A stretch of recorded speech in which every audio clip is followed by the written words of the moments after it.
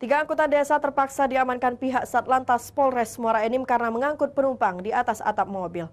Penumpang yang naik di atas atap angdes tersebut merupakan anak sekolah saat pulang menuju ke rumah mereka. Setelah sebelumnya dilakukan sosialisasi terhadap angkutan desa yang mengangkut anak sekolah di atas atap mobil, Satlantas Polres Muara Enim melakukan tindakan tegas terhadap sopir angdes yang melanggar aturan tersebut. Ada 3 angkutan desa yang diamankan karena kedapatan membiarkan anak-anak sekolah menumpang di atas atap mobil di kawasan Jalan Sudirman, Muara Enim.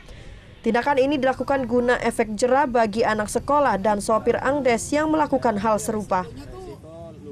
Kedepannya kita akan kerjasama terus dengan pihak sekolah supaya program ini berjalan kemudian hilang, kemudian dihidupkan baru ini. Makanya bus sekolah itu kita akan koordinasi dengan Pemda supaya itu bisa diaktifkan kembali agar keberadaannya bermanfaat untuk masyarakat, terutama anak-anak sekolah yang berangkat pagi maupun pulang sekolah pada siang hari seperti itu.